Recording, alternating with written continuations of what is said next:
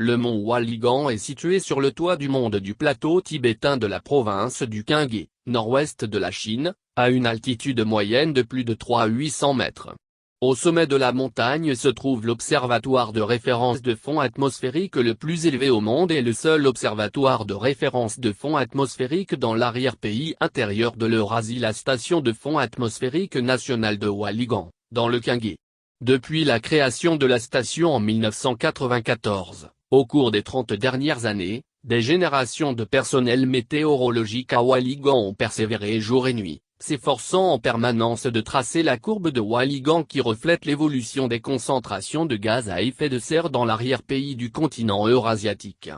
Cette courbe est devenue une base importante pour illustrer le changement climatique mondial et soutenir la Convention cadre des Nations Unies sur les changements climatiques, et est un autre exemple frappant de la participation active et du leadership de la Chine en matière de gouvernance écologique et environnementale mondiale.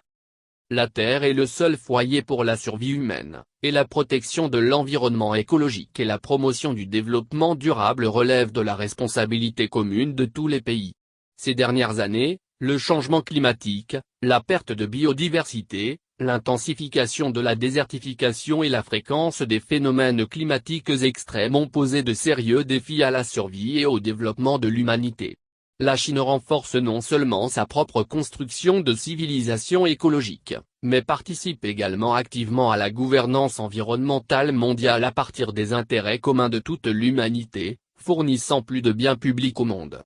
Faire des propositions telles que construire conjointement la communauté de vie sur la Terre, prendre des décisions stratégiques majeures sur le pic de carbone et la neutralité carbone, favoriser la construction verte conjointe de l'initiative La Ceinture et la Route, mener à bien la première phase de la 15e conférence des parties à la Convention sur la diversité biologique, la 14e conférence des parties à la Convention sur les zones humides. La Chine pratique fermement le multilatéralisme et s'engage à promouvoir la construction d'un système mondial de gouvernance environnementale juste, raisonnable et gagnant-gagnant, à favoriser un développement humain durable et construire un monde propre et beau. Les réalisations de la Chine en matière de protection écologique et environnementale ont été largement reconnues par la communauté internationale et elles ont fait d'elle un participant, un contributeur et un leader important dans la construction de la civilisation écologique mondiale. L'environnement écologique est lié au bien-être des habitants de tous les pays. Ce n'est qu'en tenant pleinement compte des aspirations des peuples de tous les pays à une vie meilleure, de leurs attentes en matière d'environnement et de leurs responsabilités envers les générations futures, et en s'efforçant de parvenir à l'équité et à la justice sociale dans le processus de transformation verte, que nous pourrons accroître en permanence le sentiment de gain, de bonheur et de sécurité des personnes de tous les pays. Ces dernières années, la Chine a adhéré au concept d'apprendre aux gens à pêcher en participant et en dirigeant les pratiques de gouvernance écologique et environnementale mondiale, et elle a fait de son mieux pour aider les pays en développement à améliorer leur capacité à faire face au changement climatique.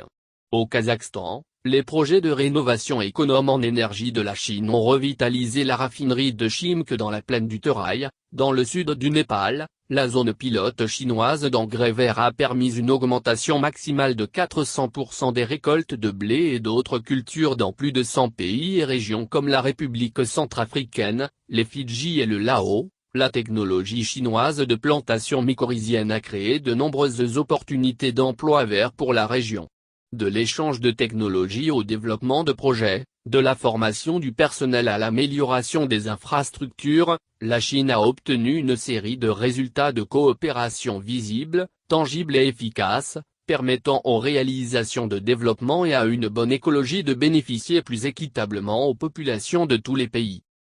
En 2022, le court-métrage en ultra-haute définition 8K de la station spatiale chinoise Les Étoiles Bleues devant les fenêtres capturées par l'équipage de vol de Shenzhou 13 a conquis de nombreux internautes. Les paysages époustouflants présentés par l'univers sont à la fois impressionnants et stimulants. La Terre, notre maison, dont l'humanité dépend pour sa survie, a besoin des soins de nous tous. Au cours de ce nouveau voyage, la Chine s'efforcera de construire une modernisation de la coexistence harmonieuse entre les humains et la nature, continuera de contribuer à la construction de la civilisation écologique mondiale avec ses propres nouvelles réalisations dans la construction de la civilisation écologique, participera activement et dirigera la gouvernance de l'environnement écologique mondial, et travailler avec d'autres pays pour contribuer davantage à la construction conjointe d'un monde propre et beau.